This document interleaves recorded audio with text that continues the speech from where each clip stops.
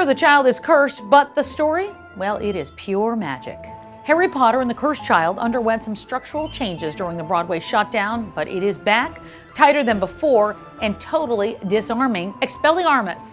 I sat down with the actor who plays grown-up Harry Potter, Steve Haggard.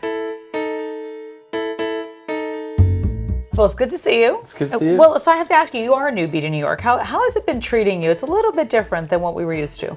It's great. I have been falling in love with it. Chicago was like my home and my heart for a long time. I'm just surprised that I feel so at home in New York. There's always a changing, there's always a going and a movement about New York that I've never been any place like it. I couldn't agree more with you. Listen to me, I'm such a tourist. I know, I love it. I want to take you on the big red bus or whatever that is. Show me New York.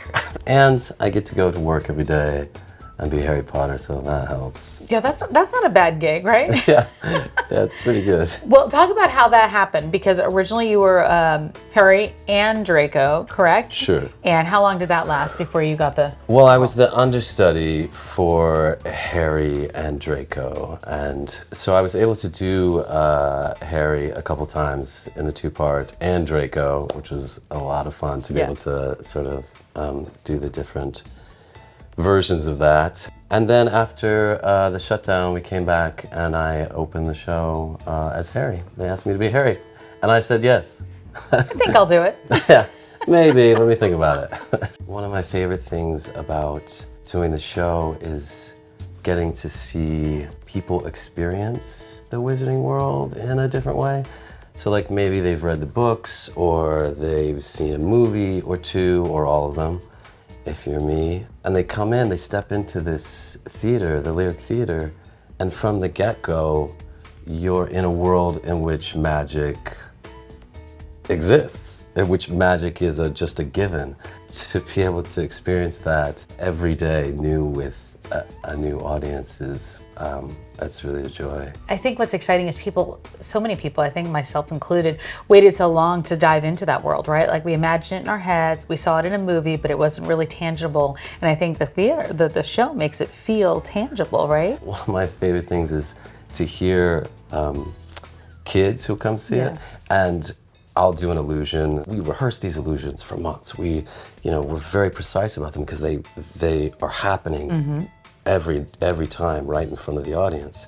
And they have to be very precise to work. Hearing the kids in the audience go, ah, like, what? And the adults, by the way. Well, that too. I had a friend who came to see it. They kept being like, how do you do that? How does this work? How does this work? And at some point over the course of the show, they were just like, I give up, I give over. I don't know how it works, I don't know. You really are magical. Yeah.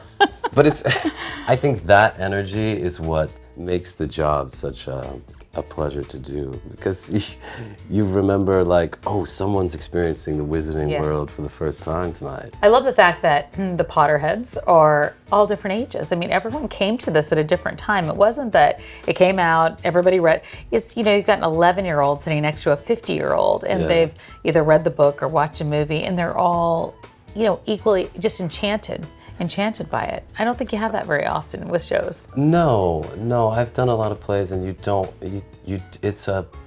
it's a luxury, and it's also a responsibility to portray these characters that so many people have grown up with or have a relationship with. Let's talk about how you got started in theater and acting. You've had a lot of different jobs, I understand, from Chicago, right? Oh, sure. I've had a lot of different jobs outside of theater, too. But what did you have? Oh, man, I had some weird jobs. I moved libraries. What does that mean? Did you know that libraries have to move from time to time? So I don't know. It was me and like a lot of library. I don't know. You move books? Colleges. Yeah, you move books. You go in, you move books. You put them on a truck. You move the furniture around. I mean, you have to make a living. I was a waiter. I'm a terrible waiter. You are? Why? Yes. You can't remember? How could you not remember orders? You remember lines all night long. I get so stressed out. I got stressed out. I once dumped a tray full of, I got fired this night, but I dumped a tray full of ice water down this lady's backless dress. It was terrible. My manager was like, Steve, can we have a conversation? And then we both mutually agreed that it was not the best job for me. So it wasn't a firing, it was a negotiation. Yeah, we worked it out. I was like, you're right, I'm terrible. Now, how did you first get involved in theater? Did you say, like, this is always what I wanted to do? Did you, was it a... No, I got cut from the baseball team. What do you mean? You got cut from the baseball team, so you just had to do theater? Yeah. My mom was like, you gotta get out of the house. And so my mom encouraged me to do theater. My high school ended up having this amazing theater program, and my friend sort of tricked me into auditioning for the director. I did a bunch of like impressions, I guess, when I was younger. Of people? People, I thought. Can I see one? Absolutely not. Why? You do magic every night. Well, Just one. No, no, it's funny. I think I was really, I don't know if I was good at it when I was Somebody thought you were good at it. Somebody did. And they sort of, they surrounded me and wouldn't let me go until I did it for the director. And the director was like, You're in. You should be in a play. You shouldn't play baseball, you should be in a play, kid. I'm going to make you a star. Yeah.